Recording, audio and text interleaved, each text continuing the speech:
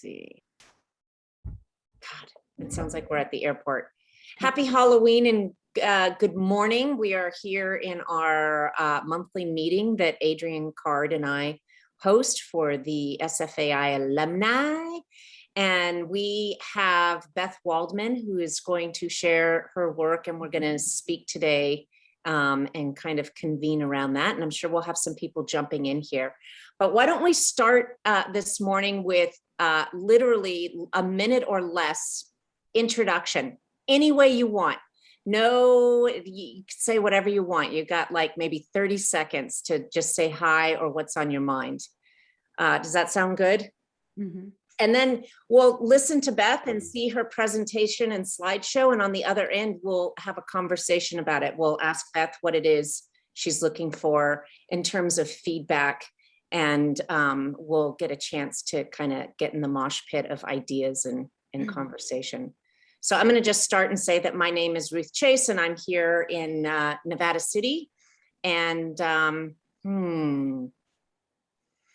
I always feel that when I'm with other people, even though they're Zooms, they raise my vibration and they make me feel better. So I'm glad I'm here.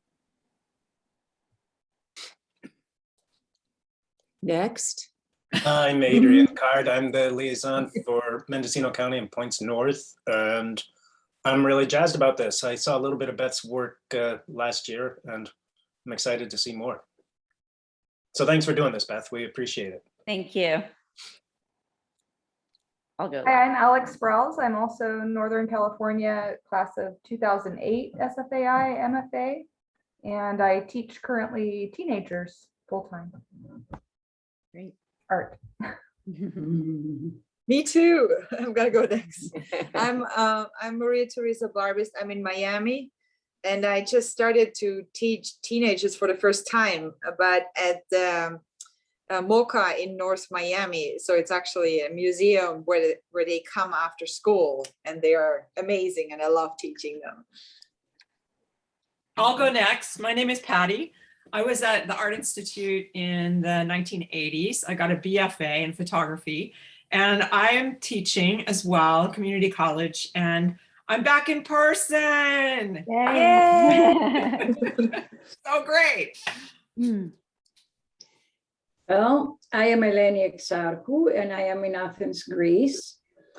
And I'm really happy to be here. And I've found out how good it is for me to have this community and share feelings and work. And I'm so excited to see your work, Beth. Thank you for sharing. Thank you.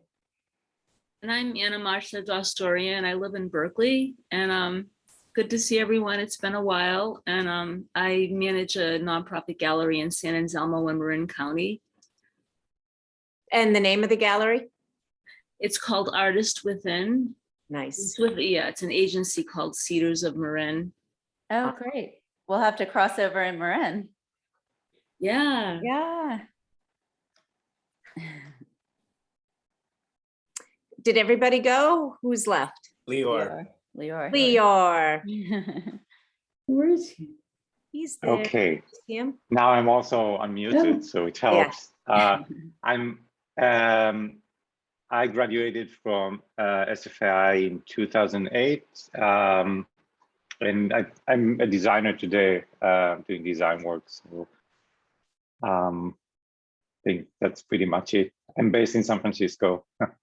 Good to see you, Leor. Thanks, Leo. Yeah, good to see you all too. Well, with that, everybody went except for Beth, and I think I'll hand it over to her to introduce herself. And you're able to get your screen on your side. If you need any tech help on my side, just let me know, Beth. But okay. I'm going to put myself on mute and take it away, Beth. I'm really excited that you're here. Thank you. Thank you. Great. I'll share my screen in a minute. I'm Beth Waldman, and I love being part of the SFAA community, as many of you probably know. So definitely I'm always recharged after all of our team meetings and any of the presentations. I think it's such an important group that many of us have shown up for over the past year and more. So thanks for showing up today. on Sunday morning, a rescheduled rainy morning, but I'm here chiming in from Mill Valley, but I've been in the San Francisco Bay Area for about 23 years, and now for the past, technically since February, I've had a studio in LA, so I'm practicing as an artist from LA and the Bay Area. And today I really wanted to focus on my most current series, the Division series. And I'm giving you a little inside scoop, gonna share some things that I haven't shared with anyone because you're my home team. And it'll be interesting to get your feedback. And I'll share some of the challenges I've had also and getting these pieces to their final point. So I'm going to share a lot of process and hopefully have time for a segment of a video that was made while I was creating them initially in LA, and would love, questions and answers. So if you want to throw anything in the chat, I don't know if I'll be able to see it while I'm sharing my screen, but let me share my screen to, host disabled participant screen sharing. Host, Ruth, can you allow me to share my screen? Okay, that's right, because it said everybody could share. But Okay. Just see here. Sorry. It's okay. I'm not sure where that is. Because when I push the share screen, it says,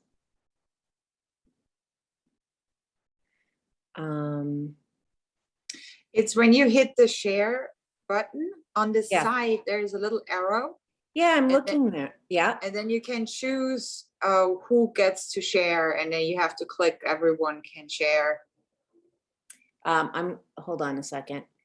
I'm gonna make you host. Would Beth? that work?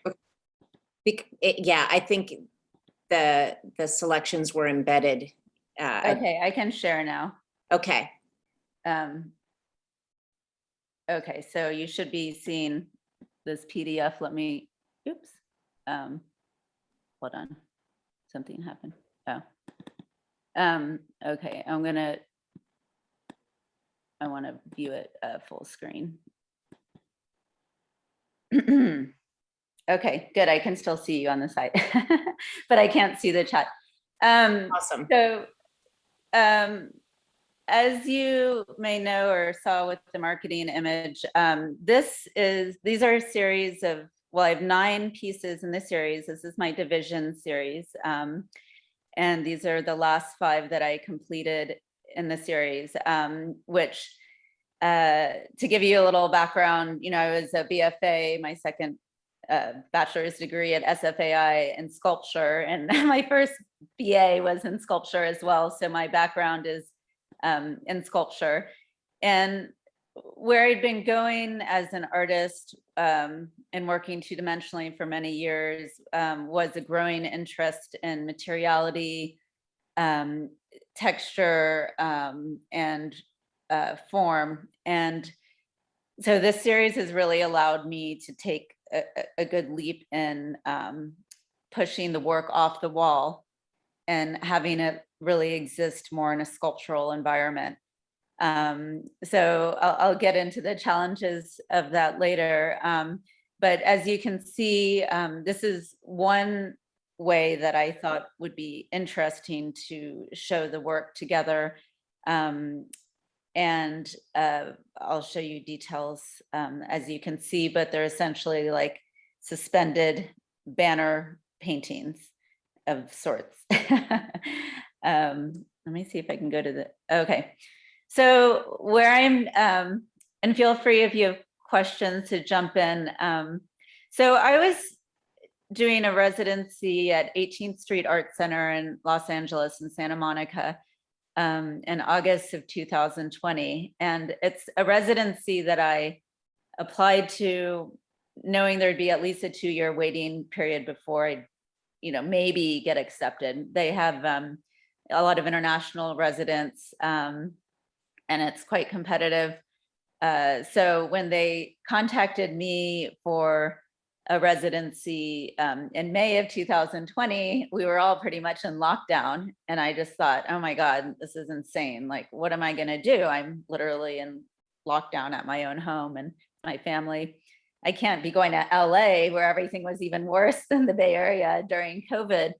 But it was one of these artist decisions where I didn't really know what to do, but I knew I would regret not going. And it was a month long. So it was a challenge, for me as a mother to figure out how to balance that with my kids. And I, talked it over and I decided, to take all my own groceries. I'd get a lot of work done just being in lockdown in my studio. And I went for it. So I decided to go in August. And as a starting point, in August, it was right after, the murder of George Floyd, after all of the riots in LA in particular and everywhere really. But when I sat down in studio, I wanted to think about how I wanted to navigate the city at this time and almost the responsibility of being an artist and having the opportunity to be in one of the, most heated cities, just with the riots and COVID and such a diverse community there. And I wanted to, and how I start my process and working as an artist is documenting place. But I started digging back into the news and going back to the most heated points. I tried to figure out the corners of the city. This is in South Broadway. And can you see this still? Yeah, okay. It says sharing is paused, but that's must be for someone else. Okay. But so this is in South Broadway in downtown where there is a lot of looting, a lot of, passion, a lot of heat, a lot of anger from the community in response to George Floyd's murder. And, it's near a lot of civic buildings as well.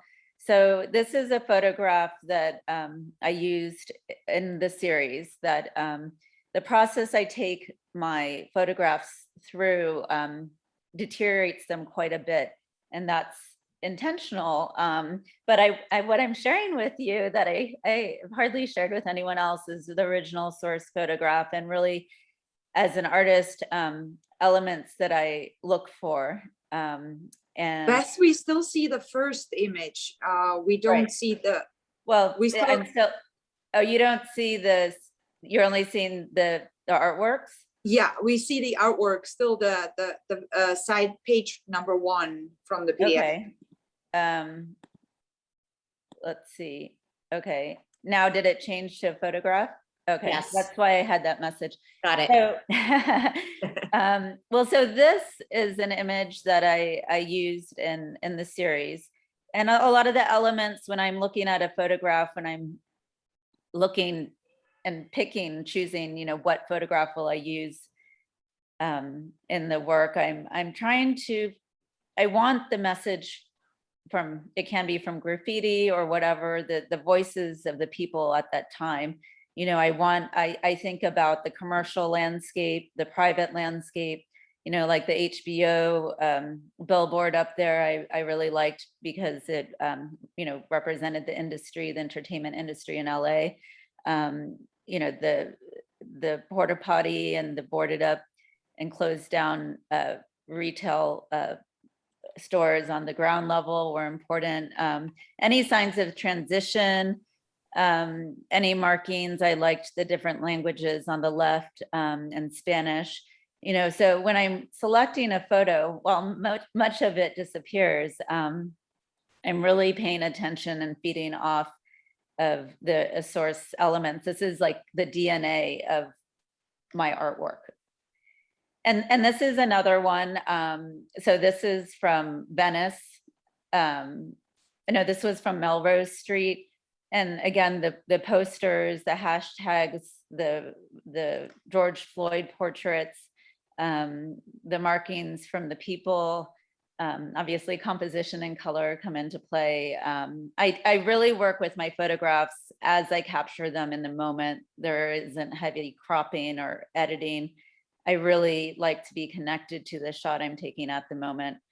And other images, you know, and noting what was going on in the city. You know, I'm as an artist, I'm approaching things, always thinking about, you know, the economic element and how that affects the individual.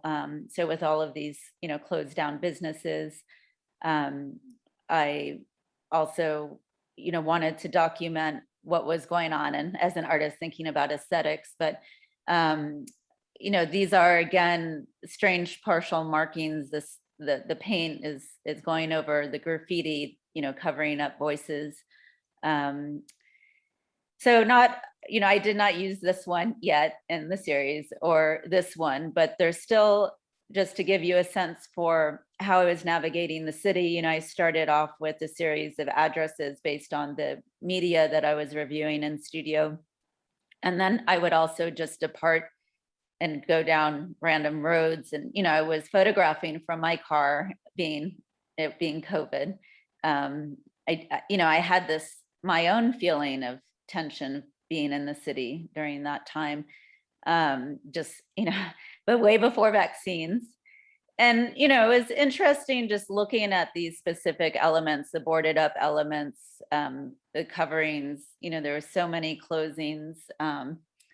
So these are the sort of photographs that I was bringing into the studio and feeling from the city at the time.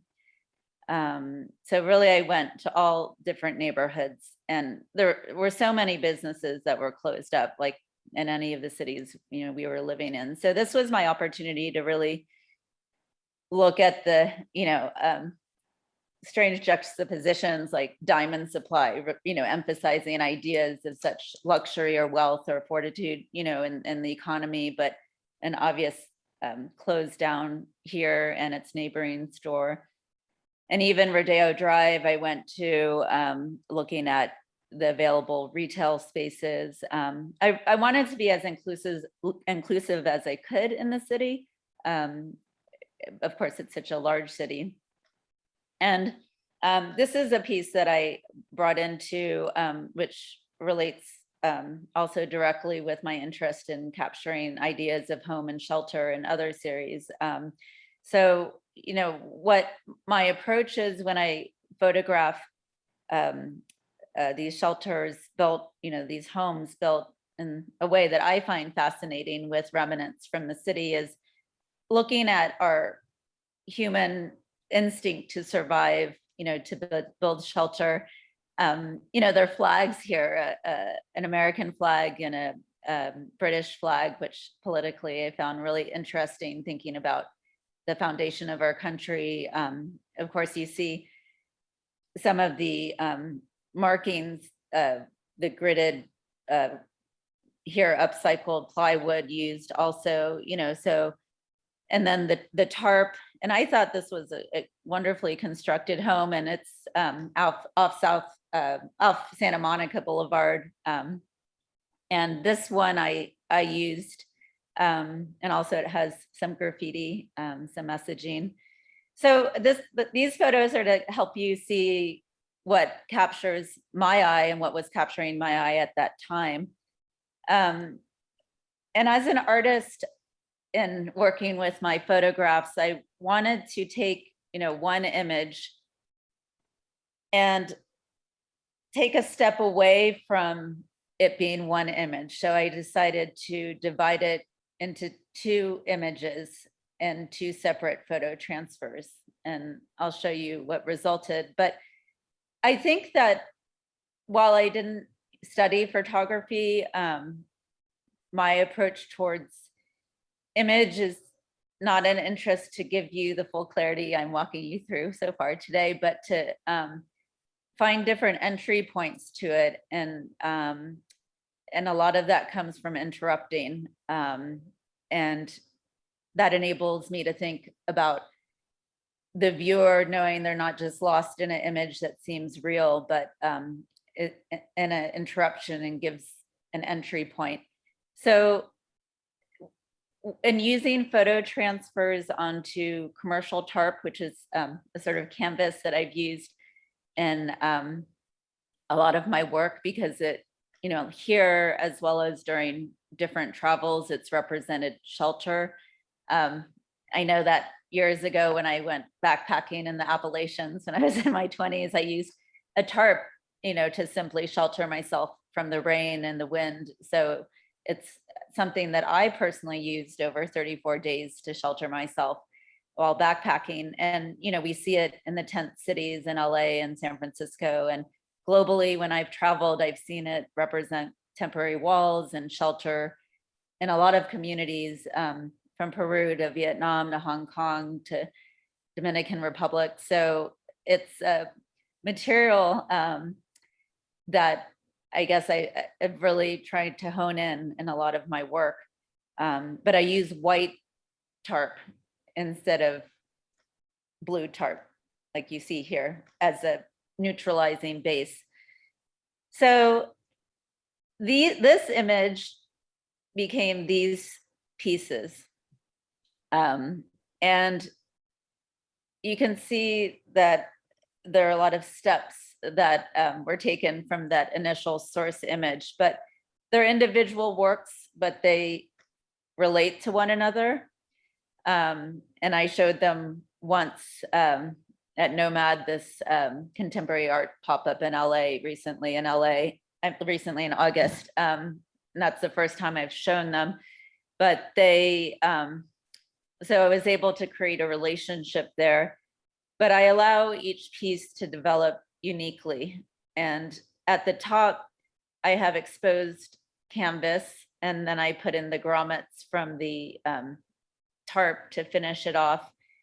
And I'll show you what the back looks like too. But in studio, I was struggling. I'll show you the series, but I wanted to find a way to have the pieces carry the movement and the sculptural forms that they did when I was creating it in studio, which I'll show you at least a few minutes of the video towards the end.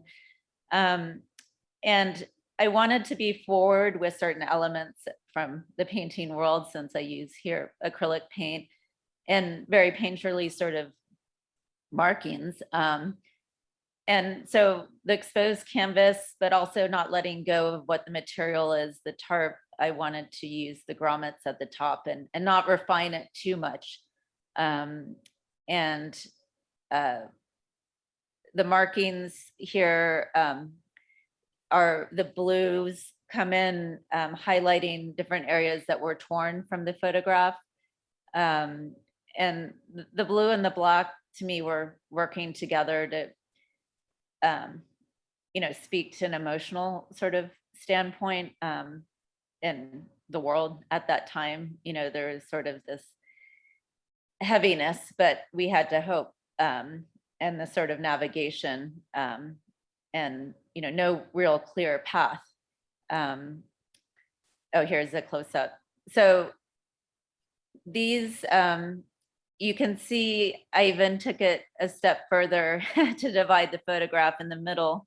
I don't know if you see the little hand, but there's this white line here. So when I did the transfers, so these are, at the bottom I put so these are 88 inches tall each by 57 wide each. And in working with the printer, I had to transfer, I divided that one photo into 4 different transfers, and I intentionally left that white gap as another sight distraction line in a way, which I have done with other work. It's another way to interrupt the photo. And then other grid-like markings are coming from the actual tarp material. So I like how the material interrupts the perfect transfer of the image. And also depending on the time of day of the transfer, I learned in my studio in LA, in the morning and the afternoon, the heat was very different in my big table area. And so if it was hotter, then the transfer solution would evaporate faster, meaning less of the image would transfer over.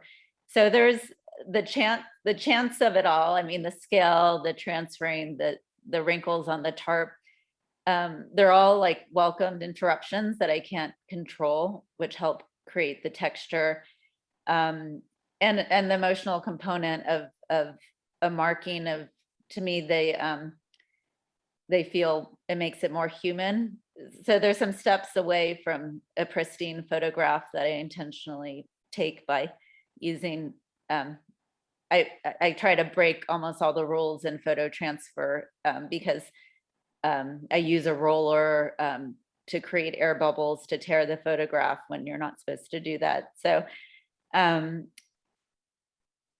wanted to show you the texture and the profile of these images too. So when I was creating them in studio, the relationship to the image was that the main part of the image was flat against the wall and kind of coming out at you. But I wanted the image to have the work to have a bolder relationship to the viewer versus being submissive. So, this top black area on the left kind of bellows out. And this comes from the sculptural part of it, which I'm really glad I preserved for these. But you can see just from this profile that, it kind of has this wavy element to it a little bit. And I was luckily in the Bendix building in LA at the time, which is the fashion district. And when I was trying to resolve these pieces, I looked out my window and there is this little retail shop that said Taylor, and it just said Taylor in yellow. It was a big yellow sign. And I was like, oh my goodness, how am I gonna, this is black tarp on the back. How am I gonna resolve these? Like, how am I gonna keep the movement and the sculptural elements? And I had this huge roll of black tarp. And I thought, well, what if I cut the black tarp and then there's a whole sheet of canvas that runs between what you see as the front white tarp painting, where the image and the photo is. So it's a sandwich of white tarp canvas and black tarp on the back. And I went down to this tailor, and my Spanish is really broken and when I speak it, but I can understand it fluently. And he only spoke Spanish, and I went down with little plans and I explained everything in my Spanish, and I was really proud of myself. He worked with me to create all 5 pieces. So, it's a small store, and I would go down with my rolled up tarp down the elevator, down the alleyway. And I really, this was my first of 3 studios this year in LA. And I was really grateful for this relationship. And I will go back to him because it connected me, to the community also, even though it was February of 2021. So 6 months after, my initial residency, I do think about every step of the process and connecting it with the present day moment. Even though they have, reflective sort of elements. This is another piece in the series, so you can see the raw canvas and how much I wanted to show of it at the top, because I guess as an artist, having studied, well, this is the best crowd to talk through this with, because at SFAI, we've had so much freedom with material, and when you work with material, you also have to own it. And so much of the time, my works are easily fall into paintings, but the foundation of them is photography. But the way I use photography and what it means to me is very different from speaking with more traditional photographers. I can't really keep up with that conversation. And then my interest in material, is probably connected with my sculptural background, but I needed to own it by moving in this direction of these suspended banners. So being loud and proud about the canvas, and also to me, the back, let me see the back of it is a black tarp, which I had a studio visit from an artist with a photographic background. And she's like, those look like, that looks like the back of a Polaroid camera, a Polaroid photograph. And I really liked that because, the history of photography, it was a very manual sort of guessing game sort of process. I mean, while editions were created, no, you know, in the dark room, no actual photograph was the same. And I don't create editions. These are one of a kind constructed works. But, you know, I liked the idea that I was able to reference kind of a different, like the Polaroid camera being, Polaroid photograph being from another era of photography, and how it just came out. And it was, you know, I liked remembering that photography was a very physical sort of chemical process and intuitive too, versus, you know, today a lot of what we do is we get the digital prints made. And so I wanted to embrace that. And all of the backs of these are all Black.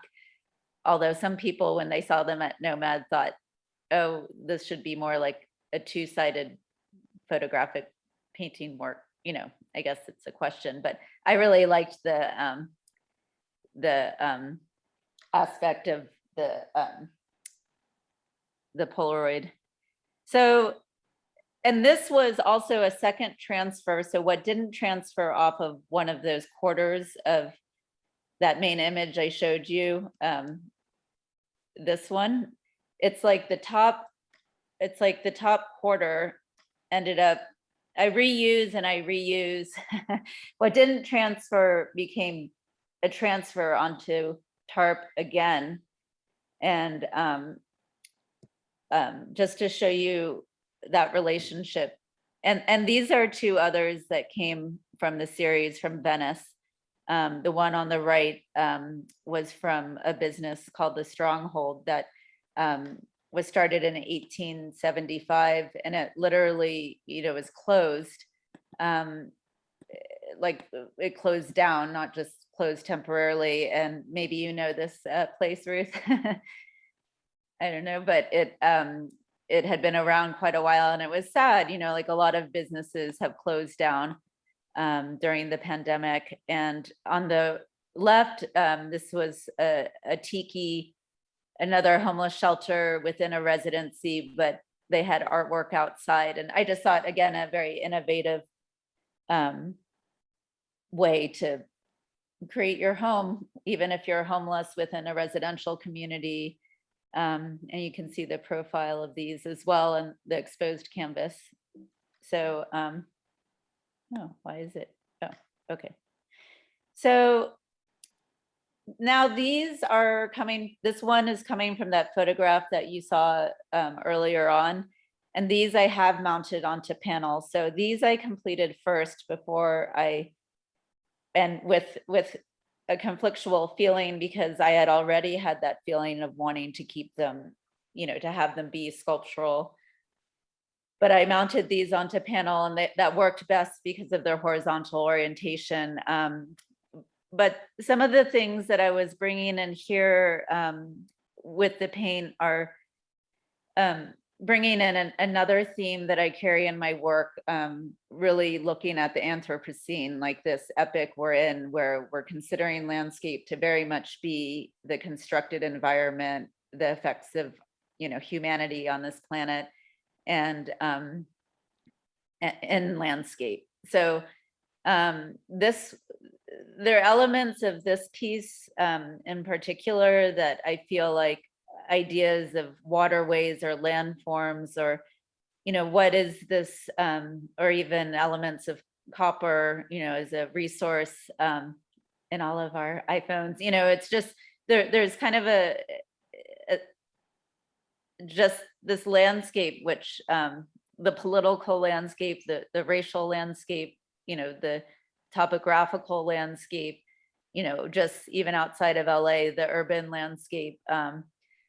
You know, how are we, a lot of my work is a bit like a puzzle that's not finished, and brings up hopefully, you know, some questions about, you know, I'm looking at some elements that are topographical and speak to landscape or planets, but there's such a heavy recognizable, you know, social component, cultural component to, what we all in the United States, like saw, from close or far, with the murder of George Floyd. And so, that's a bit of how I was coming to the theme of divisions. On top of it all, we were, going through the big election, and feeling so much division in our country. So that's why I ended up choosing divisions as the theme.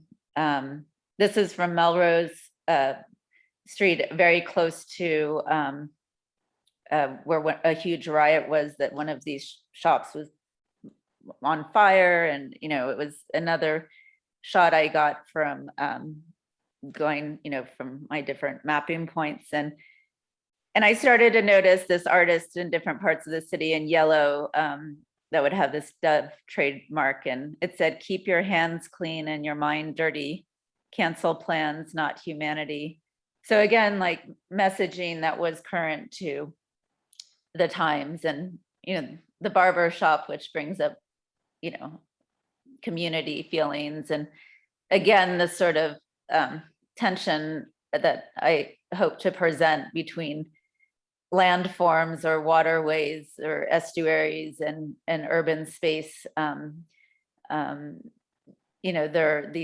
cars are there indicating systems of communication, of transportation, and then there are elements of perhaps speaking to, other ways that water has navigated, through our lands.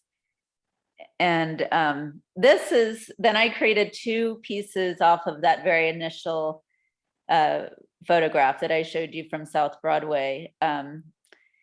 So you can see what transferred over here in the porta potty there and here.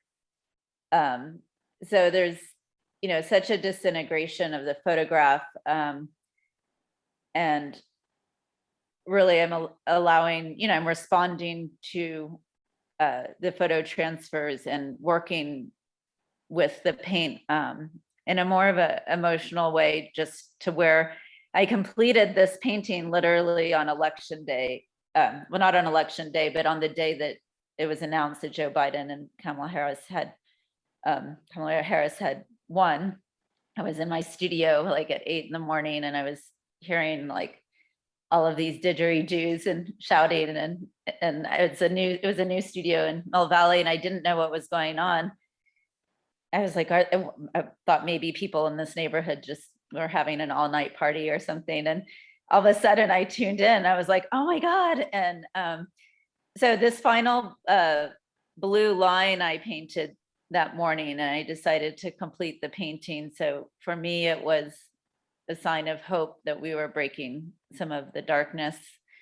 And I suppose, that I'm a human, we were all humans, like there is a very uncomfortable landscape we were all in, or maybe some people liked it, but it was tough, right? We were everything that fall of 2020, November was just, these were completed. So I started in August 2020, and I ended up completing them in March of 2021, but a lot of the painting part was finished by 2020. And then it was about mounting and figuring out the final form, et cetera.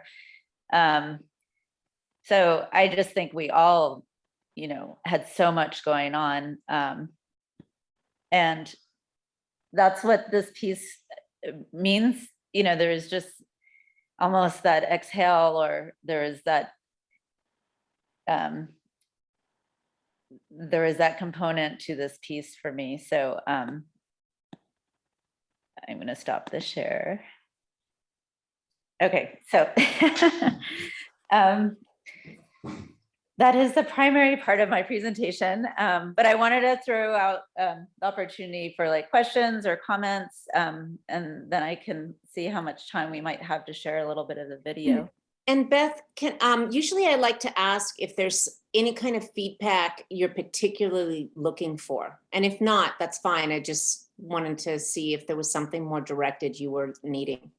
Well, something unresolved or in future works. I'm going to leave these as they are now, but it was interesting how many people, and sometimes you shouldn't listen to people, but when I showed the two pieces in relationship at Nomad, which I set them up in a way so you could walk through them. I wanted them to experience them so sculpturally but I did know many people didn't, a couple artists who I respect, did mention like, oh, it seems like it would be great for you to have it be two-sided. Like I didn't feel like the black, even though it excited me, the black Polaroid sort of element was enough for the viewer. Or it makes it, I don't, it's a question, I guess. I'm curious because I mean, there's still somewhat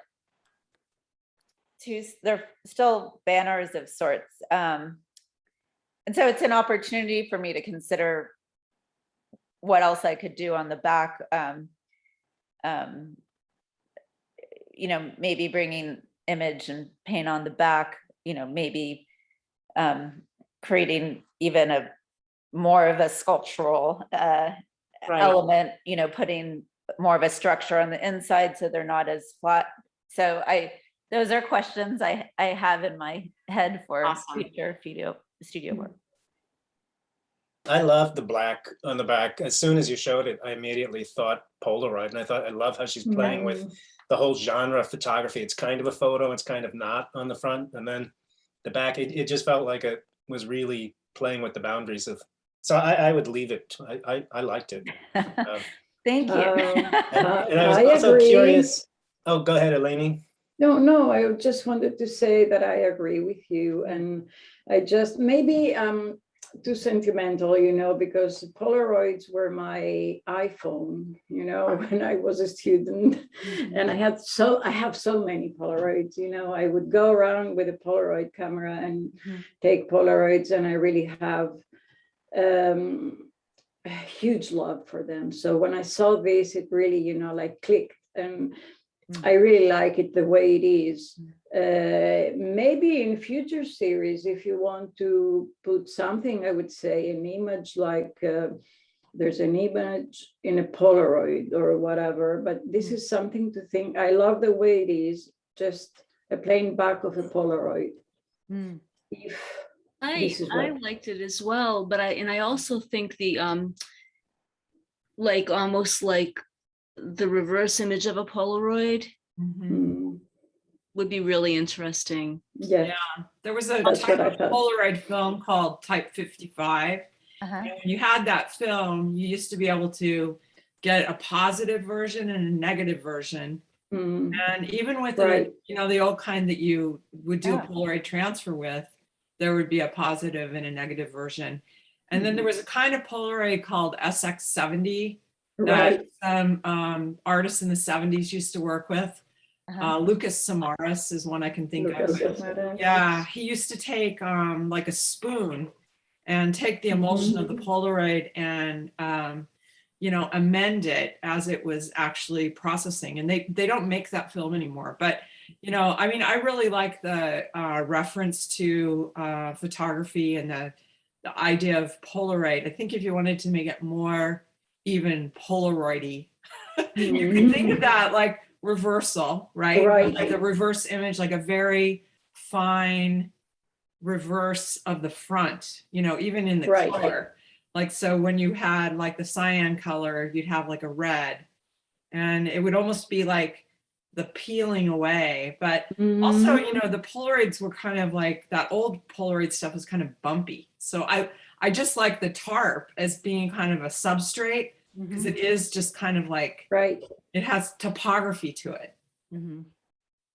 Well, that's great. Yeah, I love thinking about the a reverse image or ideas of a positive or negative, like something that, without taking away the strong black Polaroid reference, but something that's carrying elements from the front image to the back, but in a reverse or skeletal or opposite or negative way. Yes, I try to imagine what would be there other than the black, and when Patty was describing the pulling apart, I just visualized like a lighter tone of gray, or something very subtle when you just mentioned the skeletal, because I feel that if you went too into depth with an image on the back, it would take away from the front. I know maybe because it's a sculpture and it's off the wall that they want it to be more sculptural, but there's context in the fact that it's tarp. And there's also a finality, which for me, the black feels like death, references death. And it's like a stop, to have the back black is kind of referencing that end, that finality. So really wonderful work, super strong. Thank you so much for sharing.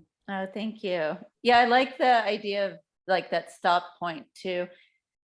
Yeah, no, this is all helpful. And when I was in residency, I worked on some constructions out of tarp that I spray painted black, but the spray paint doesn't hold on to tarp that way. But anyway, so then I thought, oh, these simple black tarp constructions. And so I ordered all this black tarp, for art I haven't created yet. But then I thought, oh, this is great. I have all this black tarp. What can I do? And so it was there, and all the black and the painting, there was some huge presence of that sort of black in the work. There's also the sense of the polarities and polarization, so that you could enhance. And that is, polarization. I mean, that feeds into the divisions of, what I was channeling. Yeah.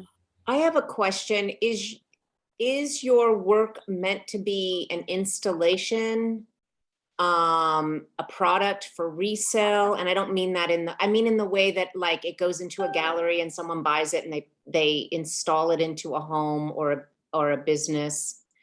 And if so, then how does having a backside affect the way in which it's meant to be displayed or presented? Yeah, in regards to making things more sellable to a wider audience, I seem to be going in the opposite direction. Well, welcome to the club. But I feel like it's, there are all those logistical concerns, and sure, work mounted on panel, can be more easily collected and hung. These, I'm lucky, and this is something from being in LA, I'm gonna have 4 of them hung almost like sculptures, is like trees in a forest, kind of scattered at the Irvine Center for the Arts. I have a 2-person show in January.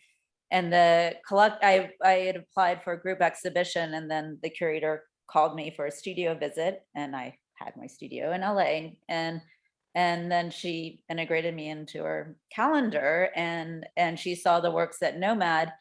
And so I'm really happy that they're getting to be shown how I intended them to be, because as an artist, of course, sometimes we feel some strain of sacrifice. And I think that bringing these into the sculptural realm, I had a visit actually with an SFAI alum, Ray Beldner, who I was sharing my pain of not knowing. I was like, well, I love all of these. I want them to move, and I want the sculptural element. But, it was right before I just went for, he was like, I think you need to listen to what you're saying. And I was like, okay. Because I was, obviously, I was trying to resolve that. And I was like, well, I like the sculptural elements. I like the form. I like the movement. I want them to be off the wall. Like, I'm saying it all out loud. And I decided I had to really listen to myself and not worry about the rest. And I think part of where I'm going as an artist is I'm just not very easily sellable, and I'm accepting that, even though that's hard. My work doesn't sell easily, but Well, I think we all got that education. Right, It's what makes us brave and scratch our head at times, right? right. I mean, somebody said to me, you know, but anyhow, yes, I hear you. And it's, I mean, I think that's one of the values of this group Mhm. is often being an alumni from the Art Institute, that decision, not all of us make it, but the ones that do, we all understand it, Mhm. you know? Yeah. I have a technical question, and if it's Oh. asking for trade secrets, just say so. But I'm curious about how you transfer the images onto the tarps. Yeah, and I can share that a little in the video or email it to the group afterwards, the video that shows that. But I mean, essentially you use a transfer film that I get from a place called Ink Aid, and you can get sheets like 8.5 or 11, or I get rolls that are 42 inches wide, you know, just like a inkjet printing paper. And essentially you have a Canon or Epson and you print your digital image onto this transfer film. So it has a special, especially prepared to hold. Beth, do we want to just jump into the video since we're almost running out of time? Is it going to show all of Sure. that? I'm sure we'd love to I see can it. bring us to that point. Yeah, yeah, I can do that. Did anyone else have a question? But it's called gel. It's a gel photo transfer, and there's a solution, a gel solution, and then you put it on the material, and you kind of lay down the transfer film, and you know, like you're making pie, and then you peel it up. So you have to unroll it, and then it's like a skin. You're putting the skin, the photographic skin on the material. So one question I have, do you take off things, or you put in, or you take off and you put into paint and you tear things and you take them off? Or is it you're adding only? Well, I'm doing the transfer, and then the image tears naturally from when I pull the acetate up, and I have to do it very slowly, and I can see like it's tearing, and it's kind of,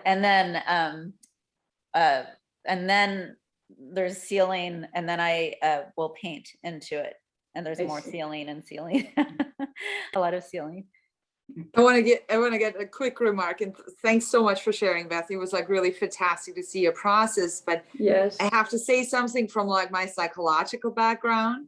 And that is also like talking about, you know, how we see and how our vision is also always influenced with our emotional status, and then, but also especially trauma, right? And how trauma can also kind of alter memories and then kind of almost burn images into our brain and our, you know, kind of like change us in that sense. So for me, it was really like the disintegration of the image was like, for me, so much about that also, right? About like you brought in so much emotional content through the paintings, but then also through the ripping of the image, and almost to the point where it was not recognizable anymore. Like I was really looking for that tent, and then one side you could see it, on the other side not. But I thought it was, for me, it was really fascinating to see your work like through this psychological lens. And then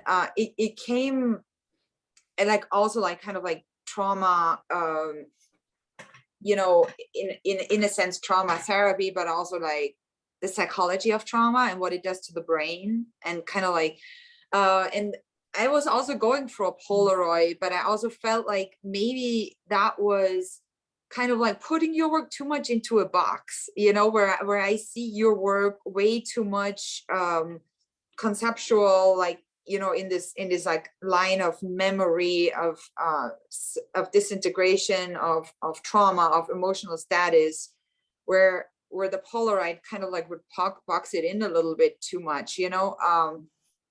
But also I can see this, like I love Polaroids too, and I work with Pixar, and like there's like this love for it. But I also feel like I also wouldn't put another image on the back, you know. But I also think you might want to play with, you know, maybe different colors of the tarp on the back, or like, you know, I like the one color. I also like the black, you know, but I feel like going in the direction of Polaroids might limit you too much. Whereas you could also, like, just with another series, maybe you want to play with a different color tarp, or like, you know, so it doesn't always have to be the black. But Yeah, I do like them the way they are a lot, you know, Yay. so the way that they are hung off the wall. And I was just like conceptually trying to kind of like make a case for why they have to be off the wall. But I don't know quite yet what, you know, what kind of my reasoning is why I want them off the wall, but they are just like more, they have more physicality, or like more, I don't know if it is skin or the inside and the outside, and you can look behind, or I don't know exactly what it is, but I really love them the way that they're hung. They're bent a little bit, and they're more organic in that sense.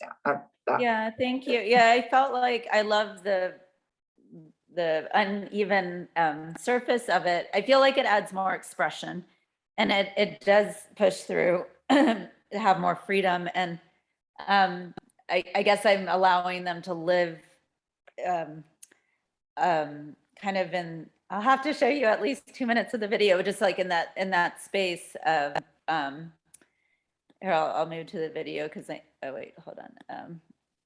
I just want to. There is a sense of freedom too that I just wanted to throw in there.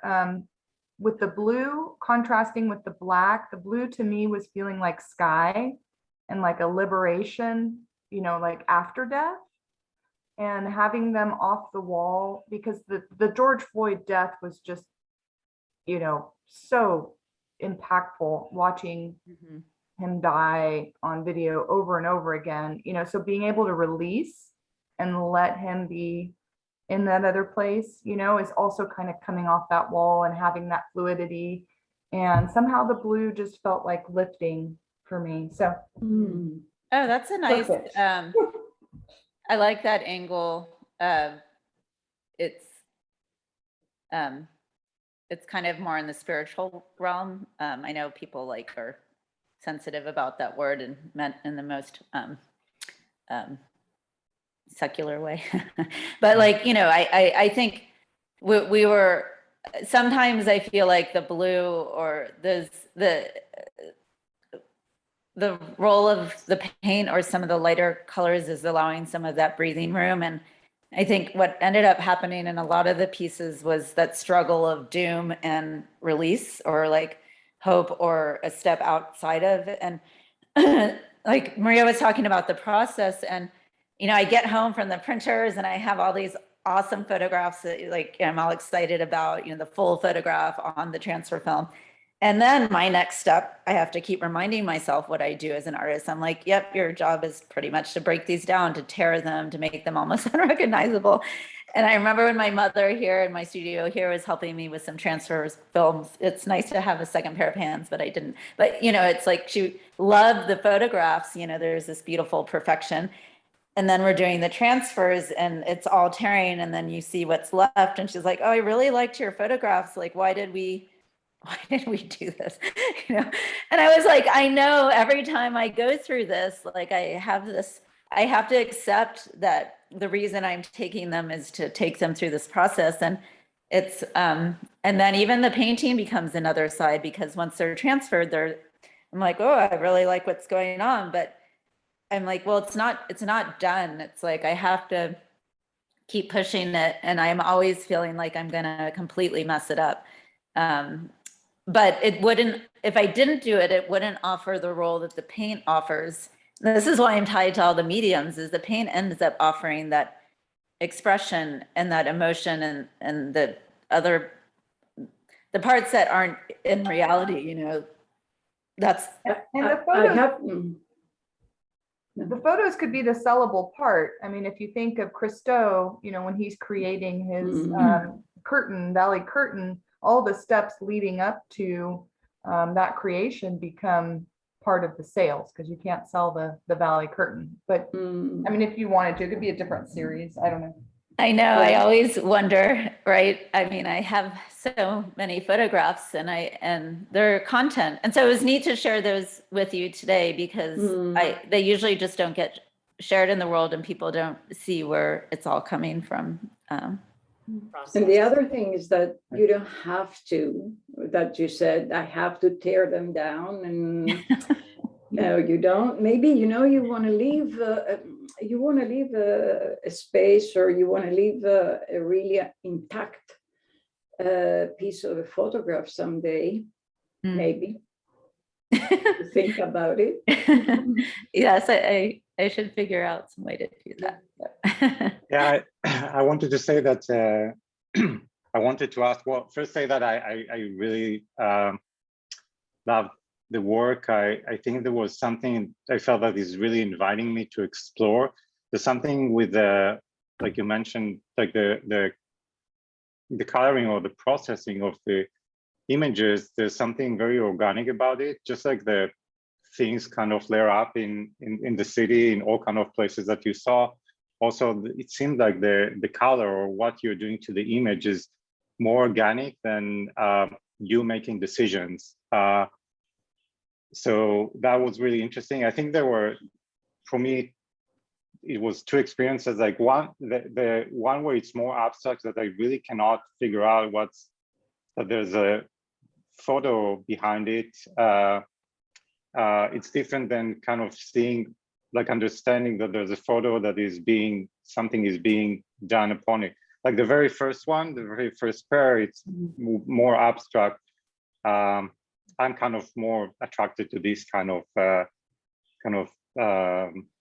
to the more abstract. And I was thinking about street photographers, like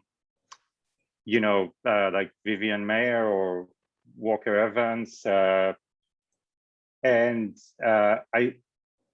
they usually, I mean, there are a lot of people in their photos, and I wonder, there weren't any in the photos that you showed, and I wondered if you photographed people, or you were really looking for just,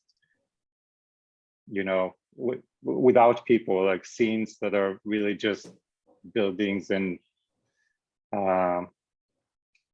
urban landscape. Yeah, in general, I focus on like the narrative that comes from the landscape, the architectural constructed landscape. I guess I don't usually photograph people. So I think my background, and when I was at SFAA, I was really focusing on going in the direction of public art and site-specific work. So the starting point was always reading the place and how it was being used, not necessarily like the people, but thinking of how the place was being used and looking at the private and public realms. Right. And I did this installation at SFAI in the plaza outside of Pete's with this big AstroTurf piece, because everyone was always on one side or the other. The smokers were on one side, and you'd eat on the other side, and no one gathered in the middle. So I laid out this 40 by 40 like seated green AstroTurf piece to bring people together. So I constructed some form to change the use of the space, and it was up for 3 or 4 weeks, and people gathered in the middle. And I guess in a way, absent of people, I think about how a space is used. So I think my thinking goes that way, but I think I'm thinking about the society and the homes. But yeah, you're right. I don't really have the people in them yet. No, but that makes sense. Yeah, thank you. Thank you. Let's see. I know Ruth has to jump off at 11:45. Should I just start the video and we can see like maybe less than 10 minutes of it? Is that okay? Does anyone want to see? Yes, we want to see. Okay. Let me just be sure. Okay, good. Let me go back to Zoom. Hold on. I want to be sure that it's. Yeah, you got to get it set up before you get it started. Great.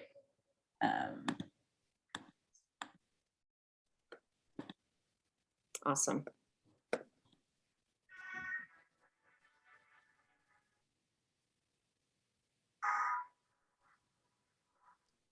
Is this about the process, Beth?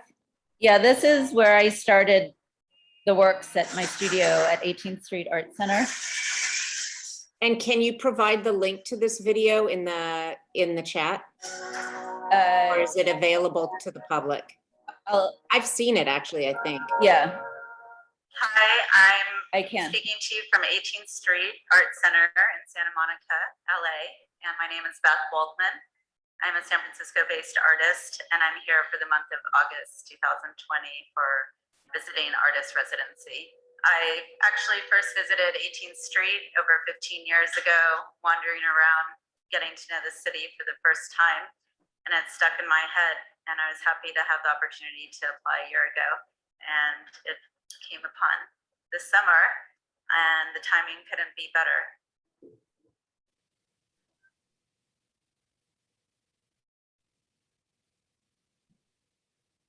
There's something about them laying down like that. I'm a resident of California for With the, 20 years, yeah. but I've been Oh, sorry. That's okay. I'm sorry. Yeah, well, that was like kind of a lot of what I like how they existed there. Right. It was so much of what fed into what I wanted to carry into once they became sculptural works. I like them like this too. I know. Well, there's something about how they're coming down to the floor. It's my next series is going to have even more of a relationship to the floor, right? Because there is something that was going on there. And the movement is also quite nice with the Yeah, the way a for the resident of air. California for Yeah. 23 years, but I've been really developing a stronger relationship with LA over the past 3.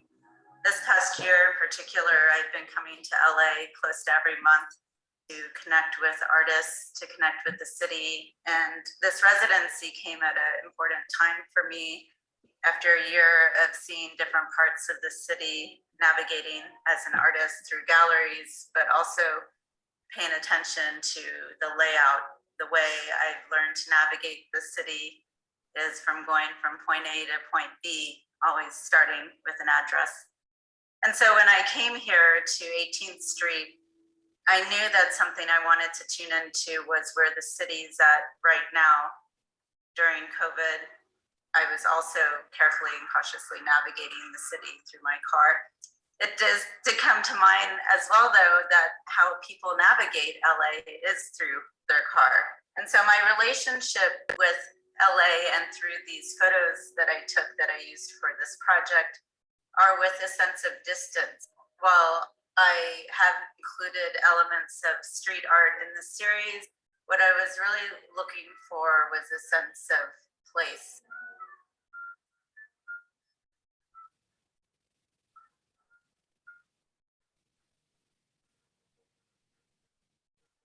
I've been working with photography experimentally for many years, and for the past 3 years with the photo transfer process. The material that is used here, almost like a canvas, is commercial tarp. It symbolizes walls and shelter and some sense of protection that we all have globally. And I've intersected acrylic paint with this process to help position us and give us a different entry point.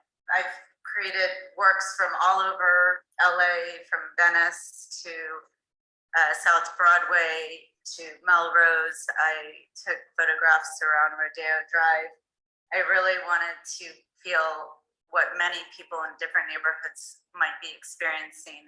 And some photos are of constructions invented by the need of having shelter and home in clever ways intersected with neighborhoods, and others are more focused on the commercial landscape.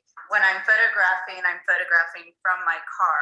And so all of that is coming into play with the consistent distance I have to the sidewalk, to the businesses, and elements from the landscape such as zero waste or Black Lives Matter posters, or this plywood that's used to board up many commercial spaces in the city that have these grid works were kind of repetitive elements. This is a business that's been around since 1875, the Stronghold in Venice, which is obviously closed up for business like many others.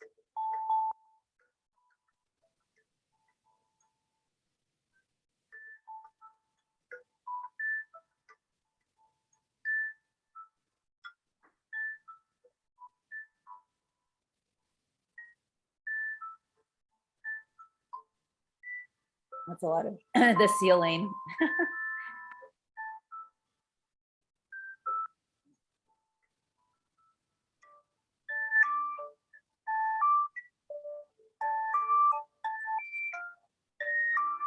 This is from Melrose Avenue, and there was a lot of looting up and down the street.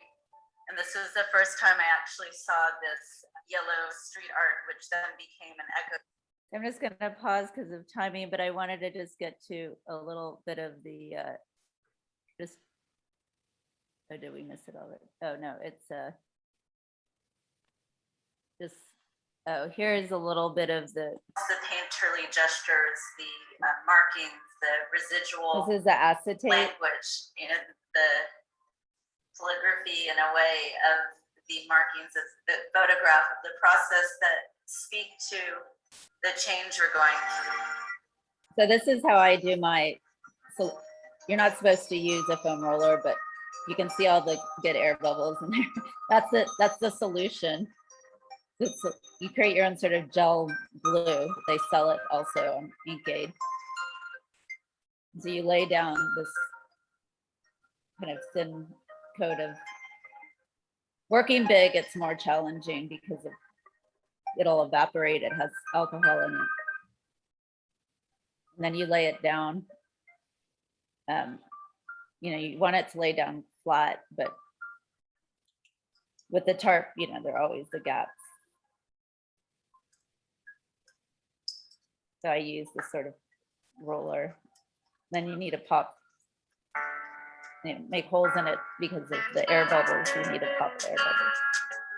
You're essentially attaching it to the tarp. You're not doing a front transfer. Yeah, the tarp's underneath it. And then you pull it up and you'll see how part of it, it's like a skin, very much like a Polaroid transfer.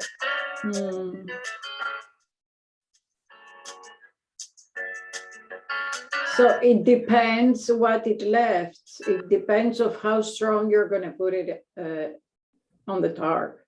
Yeah, so it how I pull it affects it, you know, I mean, it's a lot that's by chance because I can't control all of this, so.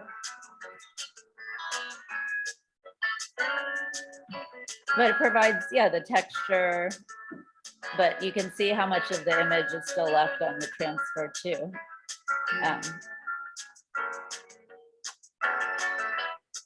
This is a 42-inch wide transfer film, which is, if I go bigger, I'll need an assistant. Do you use these? You just throw out these, the one that you pull out?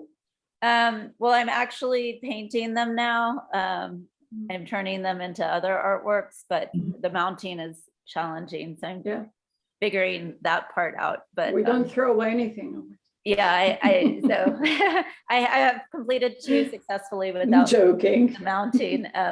Well, you know, it's a lot of plastic, so the more I can upcycle it, the better. But anyway, I know it's late and Ruth has to go, or maybe she's gone. But thank you, everybody, and thanks for sticking around. And thank you. Yeah, I'll thank send you. the. Let me see if I can send the link of the video on chat. Oh, here. Oops. And we can find your show location on your website. That's still coming up.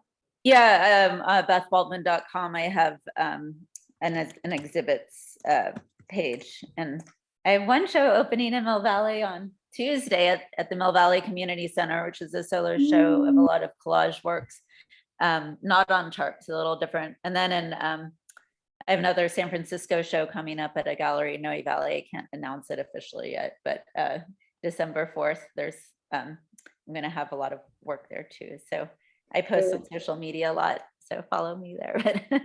And we've got a lot of exciting things coming up in Miami too for SFAA. So yeah.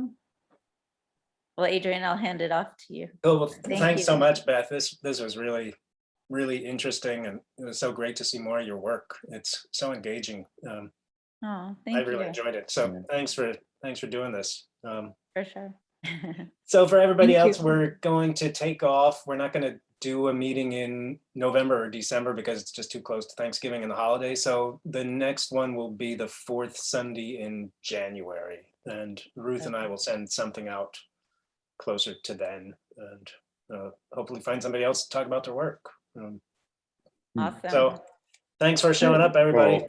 Thank You know, these you. things, I Thank always you. like, want to run right out into my studio after we do these. I always get so Yeah, right. inspired. So thanks for that. Definitely. Thank you, everyone. Thank you. you. Bye. Thank you, you. Beth. Bye. Bye, Adrian. Bye. Bye, everyone.